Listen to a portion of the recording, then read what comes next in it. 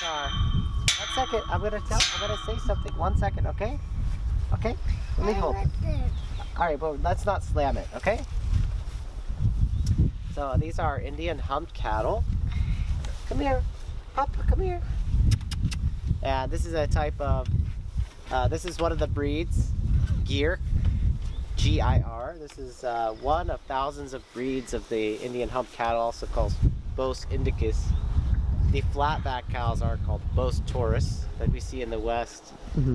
Holsteins, Jerseys, Guernseys, our Americana cows, those are Bos taurus. And they have the distinguishing factor of these cows, they have this hump. So you can get on like this. And they're very warm, so come and get warmed up here, definitely. And if you want to take turns, or you could be both on the same cow, that's fine. Yeah, her name is Aruni. Aruni. So his name is Satyavrat, and the bull behind him is Bhairav. And then, hey, I see you. They really love the visitors, I think. And as you can see, we have a few visitors here. And yeah, they love people. In fact, they're considered the most friendly breed on earth. We actually got into this through our yoga practice, Krishna consciousness, Bhakti yoga, which is a type of devotional yoga. One of the tenets is compassion to living beings, so we wanted to protect some animals. And also, it's encouraged to live naturally, simple living, higher thinking. And come here, boy.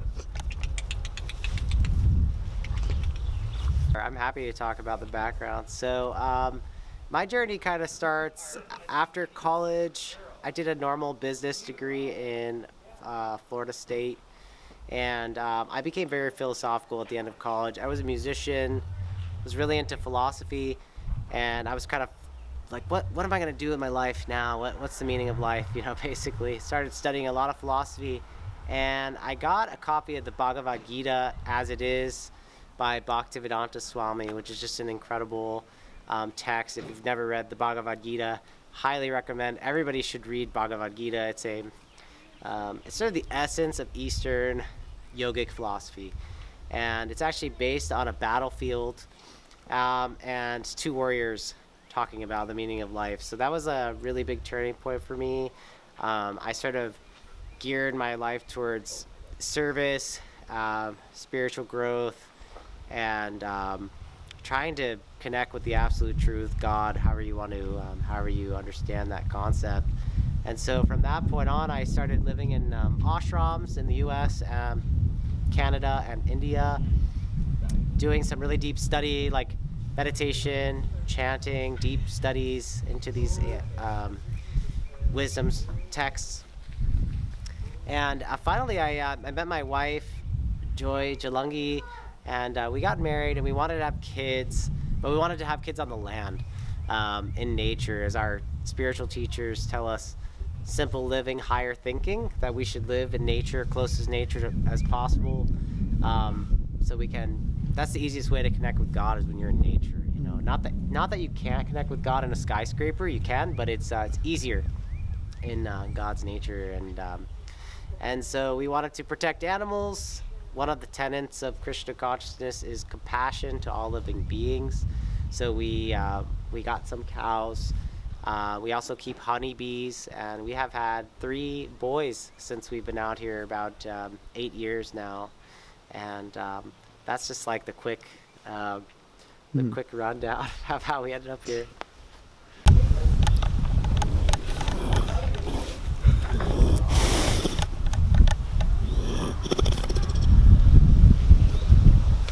Cows like the music too. So.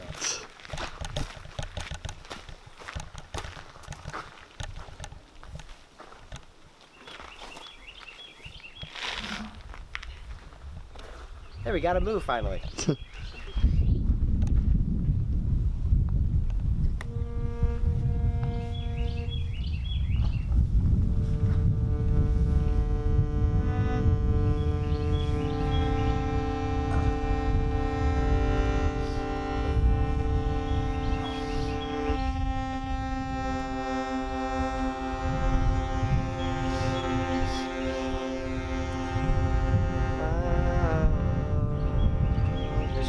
Padaya Krishna Prashtaya Bhutale Srimate Bhaktivedanta Swami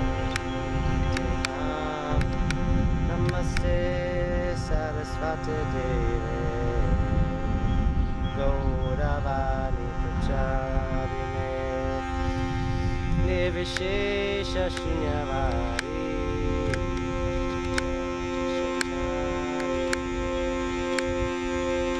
Jaya Shri Krishna Chaitanya Prabhu Nityananda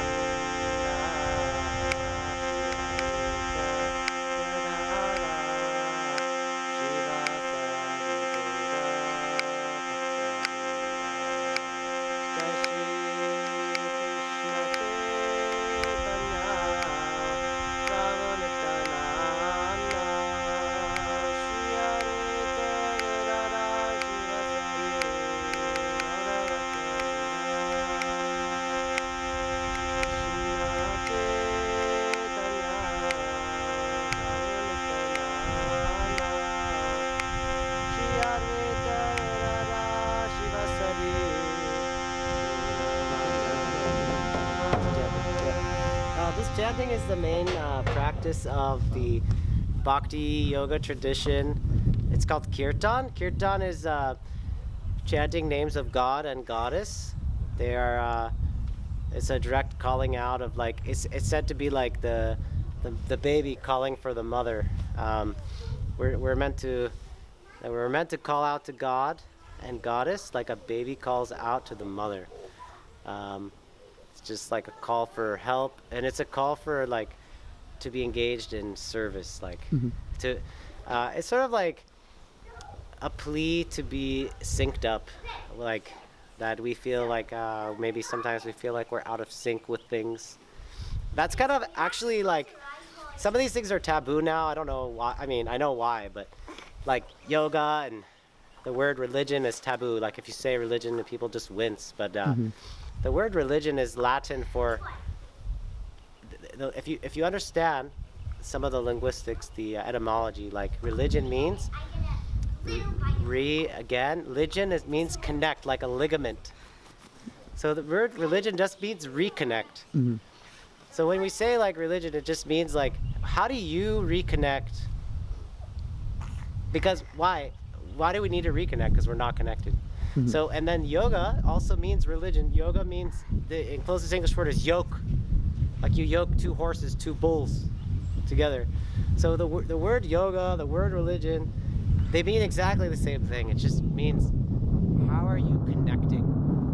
And so, you know, there's like raging wars and debates, but in the end, it's very personal. Like for each person, how do you connect? And I would say that there's bona fide teachers, there's bona fide guides, gurus, priests, rabbis. There's bona fide, and there's also counterfeit. But it's like one of our spiritual teachers says, just because there's counterfeit money doesn't mean there's not a real coin. So there's plenty of counterfeit money, but there's also the real money, right? They use that marker in the store. Is this a real $100 bill? So in this day and age, like people are scared of authority and they think that there's no real teachers, but there's actually legitimate teachers, and they say when the student is ready, the teacher will appear. So we have to be ready also, like we have to be qualified for a real teacher. Otherwise we'll get counterfeit. So we chant. The chanting is an ecstatic expression of devotion to the divine, basically, and it has no hard and fast rules. You can do it anywhere, anytime, and that's just one way that we connect, and I'm happy to share it with anyone. And cows are so peaceful. I mean, they like the chanting too. When they're bored in a friendly environment, sometimes there's like follow your heart and go with the flow. It's cliche sayings, but they have deep meanings. Like we should really pursue our calling, because I really believe everybody has a, there's this word dharma. Everybody has like an essence, like the dharma of sugar is to be sweet. It must be sweet or it's not sugar. So you have something that defines you, and that's what you should be in this life. My boys are screaming. So, Hare Krishna. Come out and visit the cows if you like. We're open on the weekends, on Saturdays here in Chapel Hill. So, thank you.